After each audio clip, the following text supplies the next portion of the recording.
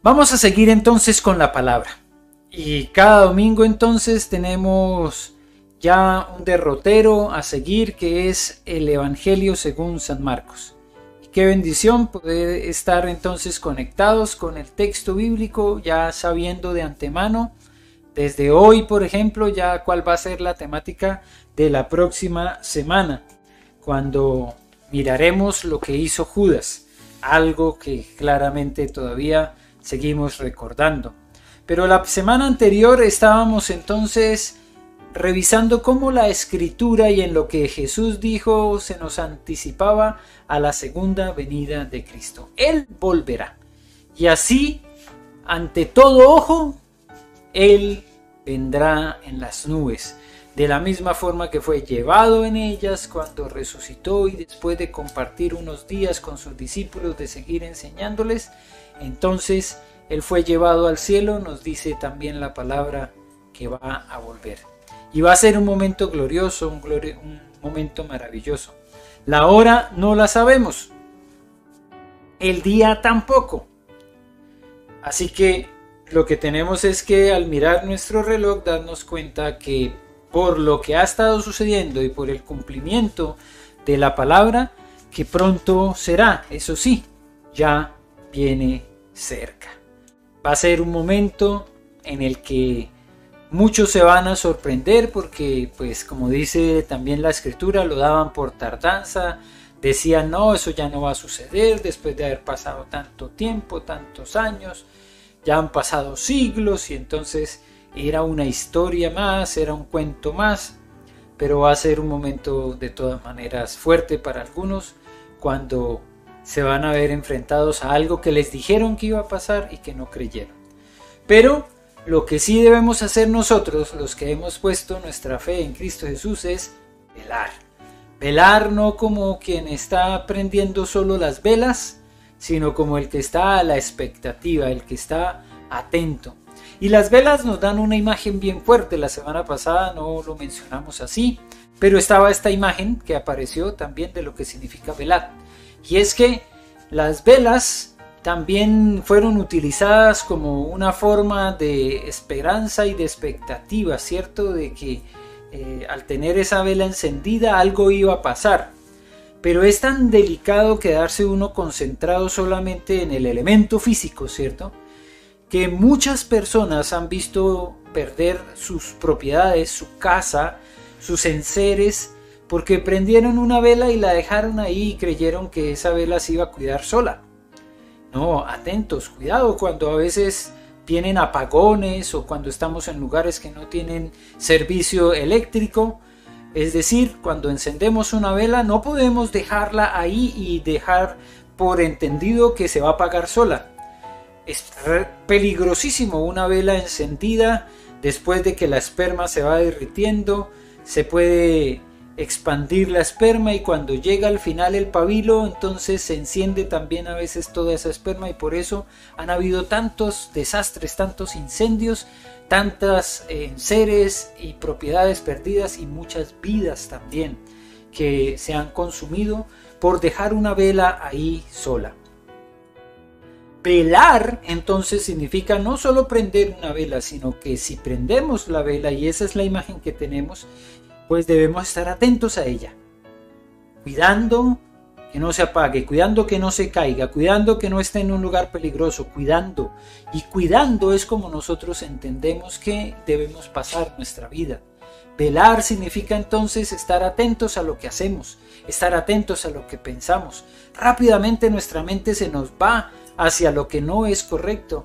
Rápidamente podemos caer en esa tentación, podemos desviarnos del camino. Gracias a la misericordia de Dios podemos volver a Él.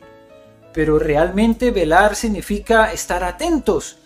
Porque uno a veces dice, no, pues si yo solamente estoy mirando esta película, es inocente. Y no nos damos cuenta cómo nos afectan esas imágenes de violencia, cómo nos afectan esas imágenes de desnudos, cómo nos pueden llevar a más y a más, a buscar más y cada vez tener más. Entonces ahí podemos darnos cuenta que a veces cuando no analizamos lo que estamos haciendo, no velamos, no estamos atentos en expectativa de lo que el Señor nos pidió que hiciéramos. Nos dijo, estén atentos, no caigan en esas tentaciones, oren, lean la palabra, ayunen, estén en constante ejercicio espiritual. Están enfrentados a una batalla espiritual fuerte. Les dijo, yo no los dejo en un mundo tranquilo, los dejo en un lugar que está lleno de lobos y ustedes son ovejas. Los dejo en un lugar donde van a tener que luchar. Y cuando uno entonces baja la guardia, vienen y, como dicen aquí en Chile, los pasan a llevar. Y así a veces nosotros en nuestra vida, cuando no estamos atentos a lo que significa velar y estar en una constante lucha espiritual, entonces a veces cuando viene la batalla más mínima, nos va a derribar, nos va a tumbar. Así que ánimo, mis amados hermanos, ánimo a seguir velando. Y si la imagen es la de la luz, la de la lámpara, la de la vela, pues que estemos atentos a que no se nos apague, a que el fuego del Espíritu Santo siga avivado en nuestra vida. Es muy fácil ir dejando a un lado lo que es bueno, lo que es agradable. Es muy fácil ir dejando a un lado lo que es nuestro estudio de la palabra de Dios y convertirnos solamente en repetidores de un texto bíblico, o conformarnos con un solo versículo a través del devocional que nos comparten en el chat de la iglesia. Y ahí vamos dejando que el fuego del Espíritu Santo se nos vaya apagando. Y esto no hace diferencia entre líderes, entre pastores, entre siervos, entre cada uno de nosotros. Uno puede convertir la palabra de Dios también solo en un ejercicio académico. Esa es por lo menos mi lucha, en solamente convertir mi estudio de la palabra para una prédica, pero ese no es el fin. El fin es para mí que me bendiga primero a mí la palabra y para poder después compartirla con mis hermanos. Así que el riesgo lo tenemos todos y debemos estar velando, estar atentos de lo que significa compartir de la misericordia que el Señor nos ha dado también con otros que asimismo también lo necesitan. Hoy, como decía, entonces seguimos adelante y llegamos al capítulo 14 de Marcos, y esperamos entonces en estos 2 meses que restan, sin acelerar, sin correr, terminar con el proceso que nos lleva en el estudio del Evangelio según San Marcos, porque no hemos ido saltando de un lado al otro, sino que hemos llevado el proceso continuo de lo que ha significado el mensaje que transmitió Marcos. Y hoy nos habla del perfume, de un perfume del cual también Pedro nos estaba hablando en esta canción que acabamos de escuchar.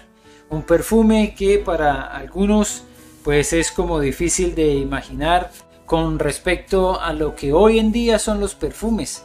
La imagen de un frasco de alabastro que para nosotros hoy podría parecer un cristal muy lujoso, un cristal de formas especiales, pues en ese entonces tal vez no era tan espectacular el frasco. Lo importante realmente no era el frasco, era el contenido. Y nos vamos a dar cuenta por qué. Porque a veces le prestamos mucha atención al frasco, pero el frasco fue quebrado. El frasco fue roto. Si fuera realmente tan valioso, pues lo habrían preservado.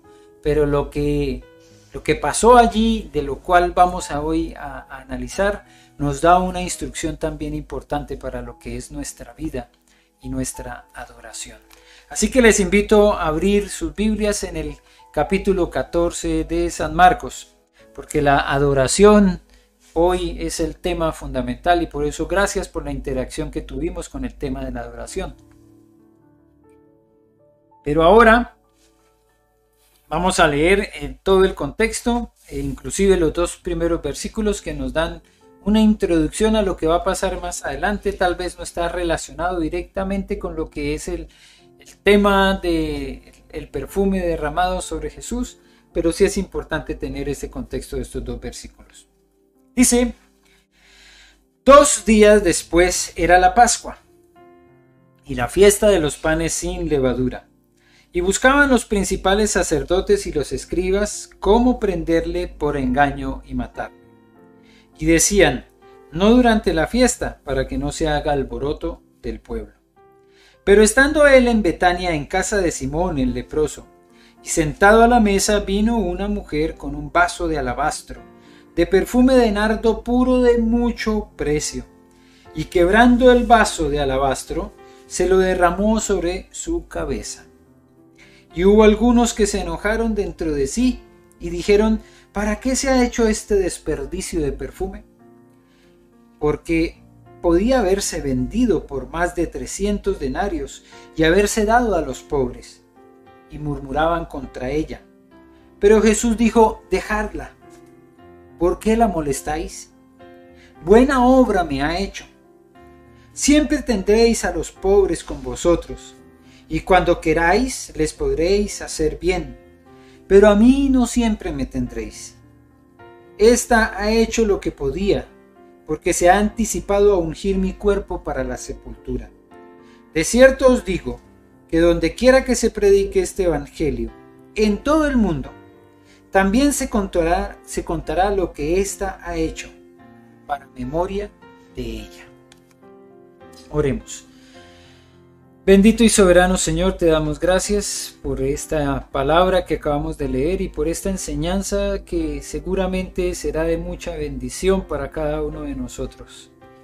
Ya lo ha sido para mí. Te doy gracias, Señor, porque realmente hay momentos en los que uno puede pasar desapercibidos muchos de estos tesoros hermosos que hay en tu palabra. Pero para eso tenemos a tu Espíritu Santo y pedimos que tú a través de él nos guíes, nos ilumines, nos abras el entendimiento para poder entender este mensaje y para poder aplicarlo a nuestras vidas. Te damos gracias, Señor, porque realmente es mucho lo que hay aquí para aplicar, para comprender, y necesitamos hacerlo para ponerlo en práctica cada día. Por eso en tus manos entregamos este tiempo y te damos gracias en el nombre de Cristo Jesús. Amén. Amén. Vemos aquí una imagen muy recurrente de Jesús.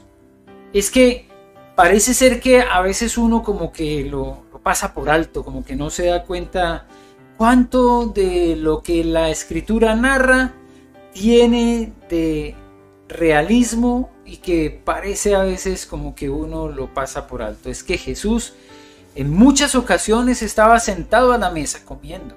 Y es mucho lo que podemos encontrar en la Escritura con respecto a Jesús pasando tiempos en relación con la comida. Ahí entendemos entonces por qué fue que le dijeron que es que este era un comilón y un bebedor de vino. Además, no solamente era un Jesús que se encargaba de comer y darle de comer a otros, sino que estuvo en fiesta también, estuvo en un matrimonio y participaba de las fiestas de los judíos, no se abstraía de ellas. No era un momento para decir: oh no, yo no me quiero contaminar con esta gente, sino que más bien encontró un espacio para compartir con ellos también en medio de esas cenas, en medio de las fiestas, en medio de la vida real. No había realmente una necesidad de confrontar a sus discípulos con la dificultad de darle de comer a tanta gente, a las multitudes que lo seguían. Recuerden que en algún momento fueron como 5,000 hombres, sin contar mujeres y sin contar niños. 4,000 en otra ocasión, sin contar mujeres, sin contar niños. Grandes multitudes que fueron alimentadas por Jesús. Así que la comida hacía parte del ministerio de Jesús.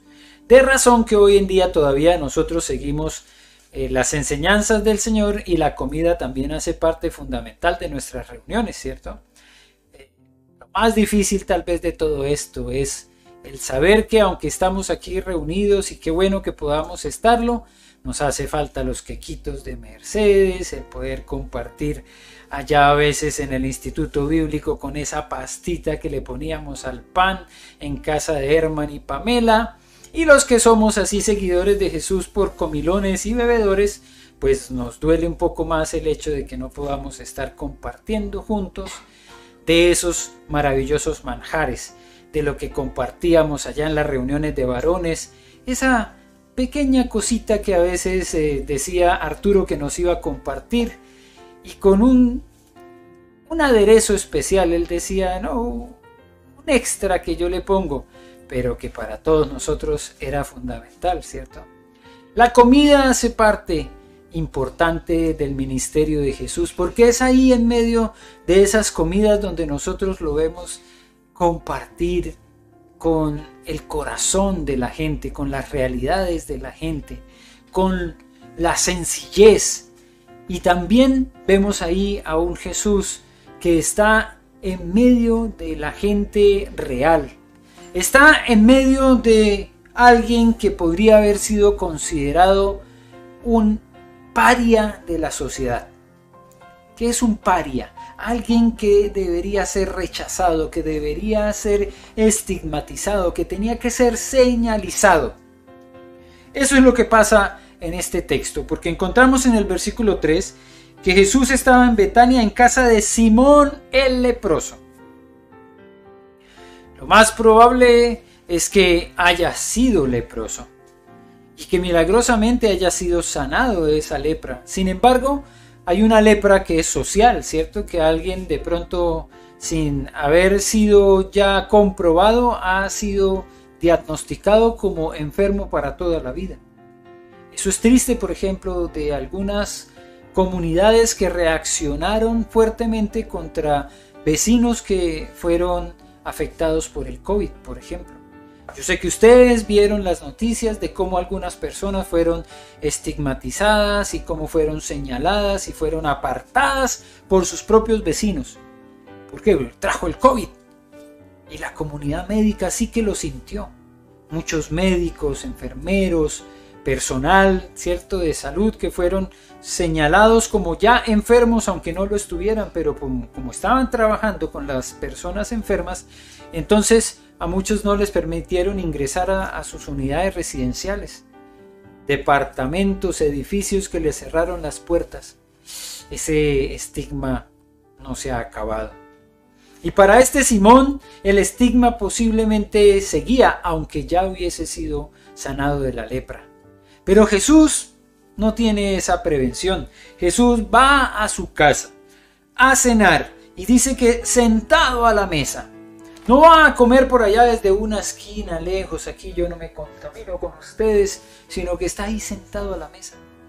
Está compartiendo en sencillez con alguien que posiblemente fue apartado de la comunidad, que fue señalado como enfermo, que fue señalado como leproso y que nadie debía acercársele a él. Desde aquí ya estamos aprendiendo en este texto. Estamos aprendiendo de la actitud tan diferente de Jesús.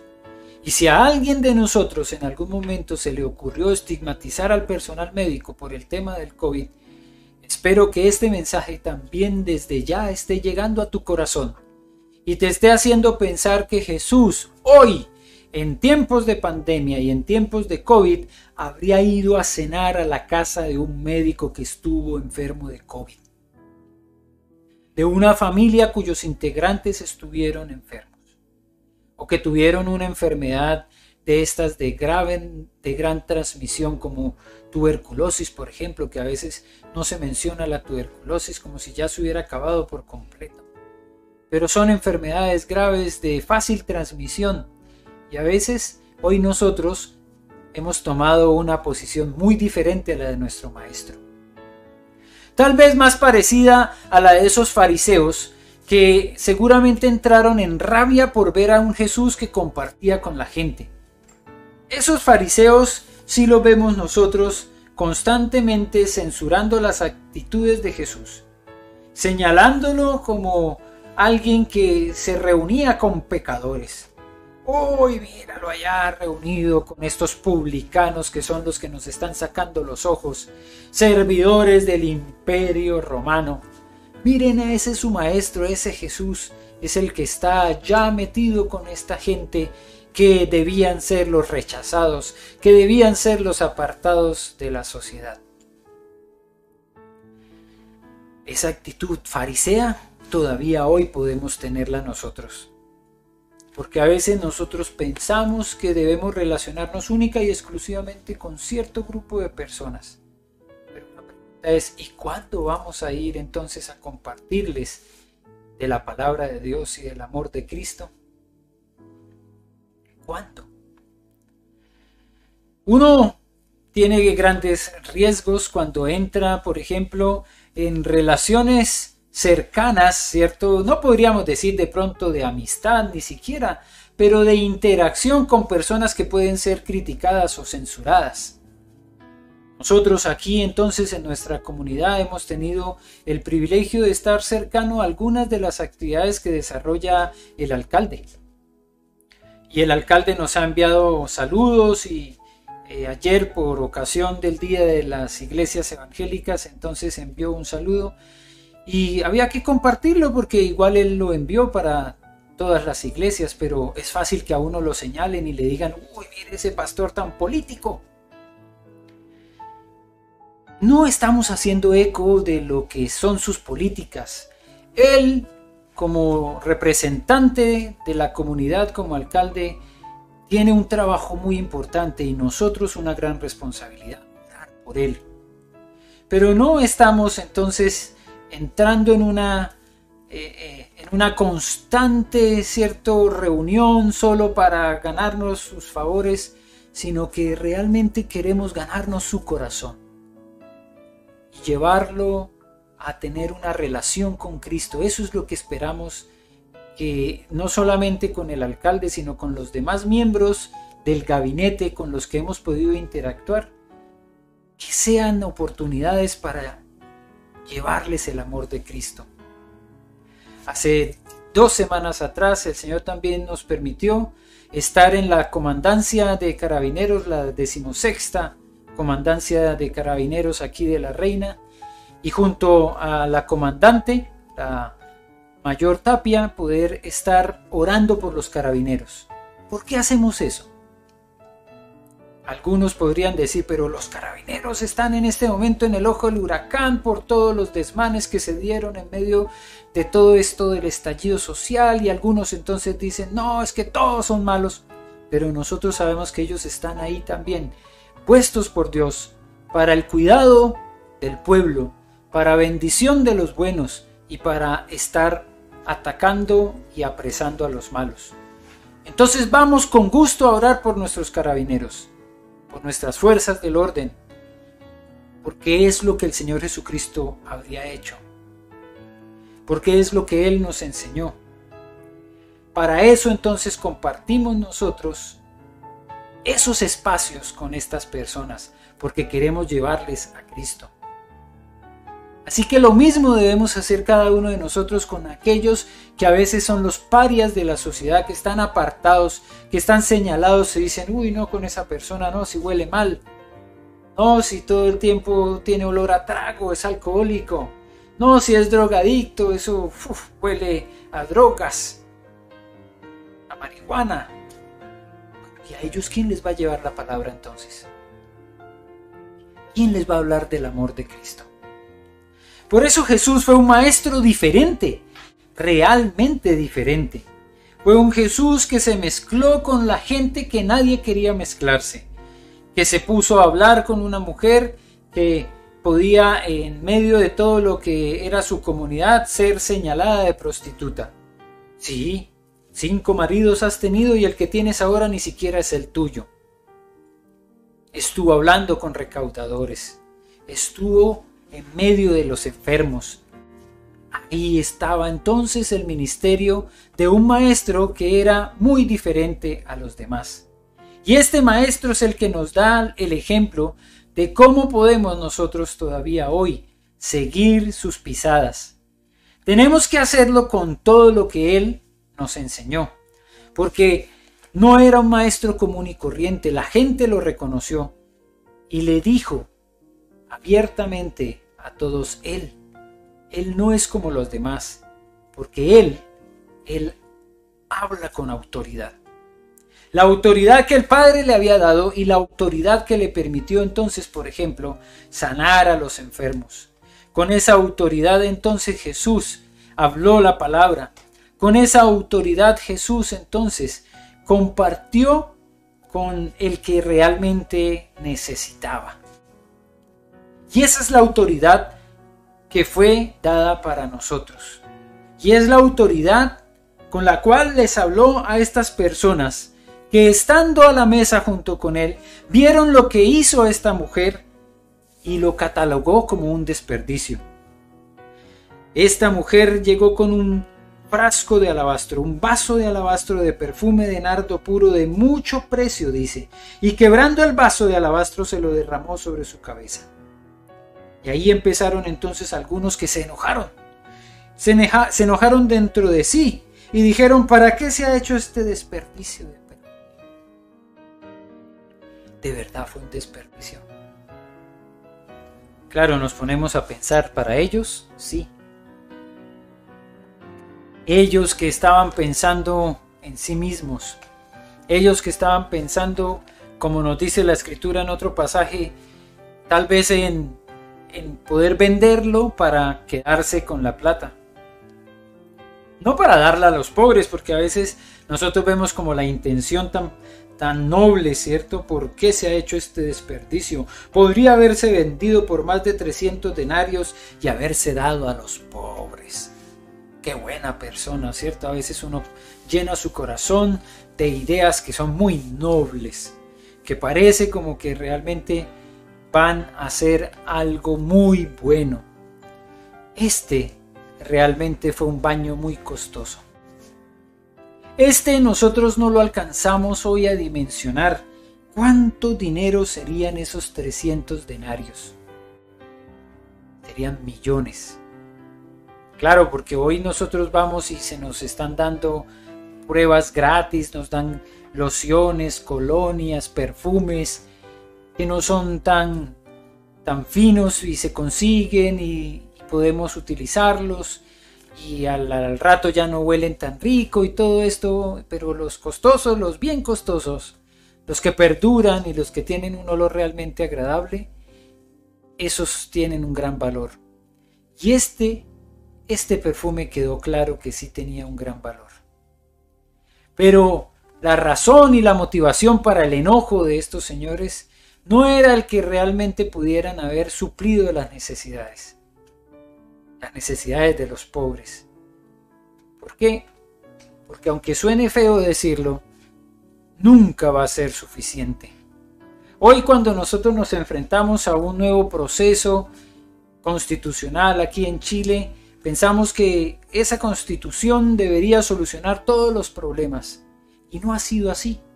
En la historia nos hemos encontrado con realidades que van más allá de lo que nosotros pensamos, y hay comunidades que en todas partes, en todo el mundo, están pasando por necesidad. Tenemos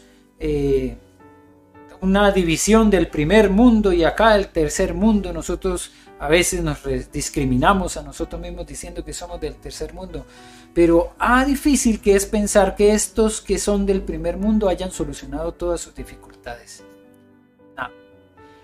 Con quien converse, con las personas que ustedes encuentren que viven en otros países, la necesidad va a estar en todas partes. Son innumerables las filas de indigentes que hay en Estados Unidos, en Alemania, en Inglaterra. Personas que están sin casa, personas que están sin hogar, desfavorecidos. Por eso, aunque suene duro decirlo, siempre habrá pobreza.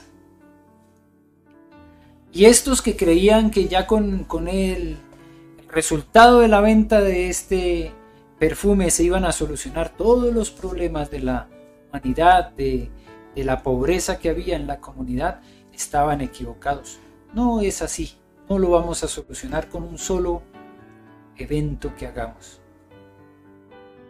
Pero esta mujer sí hizo algo que era muy valioso, porque no pensó en sí misma, en seguirse perfumando por toda la vida. Seguramente con ese frasco, con ese vaso de alabastro, le iba a alcanzar para poder de a poco, porque como era un perfume tan costoso, no necesitaba ponerse así como a veces uno quiere utilizar el perfume, inundando su cuerpo de perfume. No, con un poco ella iba a poder oler bien, pero fue más importante lo que quería hacer: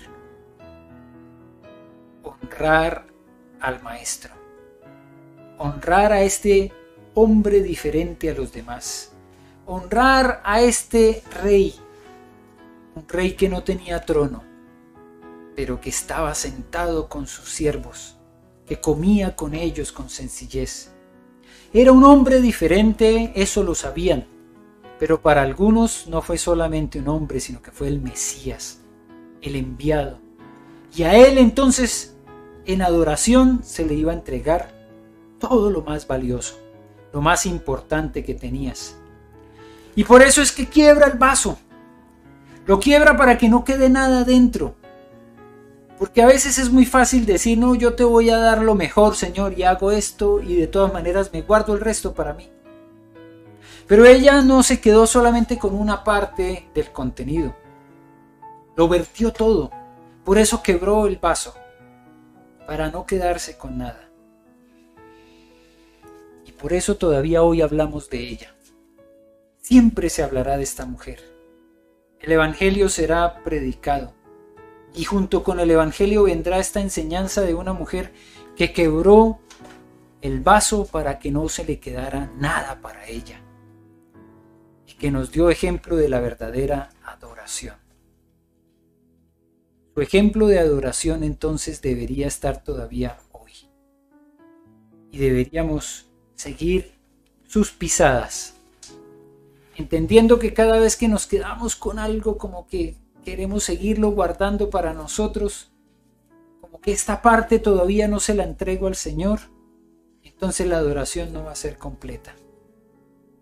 Y también a veces necesitamos quebrar el vaso, quebrar nuestro corazón delante de Él, abrirnos completamente a Él, levantar manos, pero manos santas, abrir nuestro corazón y entregar a Él nuestros defectos, nuestras falencias, nuestras fallas también. Quebrarlo para que no se quede nada de lo que es nuestro y creemos que es nuestro, sino que todo lo que somos sea de Él. Y ustedes lo dijeron muy bien en esas definiciones de adoración. Esa es verdadera adoración. Y esta mujer nos dio el verdadero ejemplo de adoración. Y haríamos muy bien en seguirla, en seguir ese hermoso ejemplo. Señor, aquí estamos delante de ti, dándote gracias, Señor, porque sabemos que por nuestros propios medios no podemos entender un mensaje tan profundo como este, lo que hizo esta mujer. Quebrar el vaso para no quedarse con nada, entregarlo todo a ti. Así como lo hizo la viuda que entregó las 2 blancas, todo lo que tenía. Son ejemplos de la verdadera adoración. Y ayúdanos, Señor, porque a veces nosotros queremos entregar una parte, pero quedarnos con el vaso para nosotros, un contenido más, un guardado más, un escondido más. No, entregando todo a ti, Señor, que eres el único que lo merece. Y gracias por el ejemplo de esta mujer, porque todavía hoy sigue estando vigente, seguimos hablando de ella, aunque no podamos decir su nombre. Es que el nombre no es importante, nosotros no somos importantes.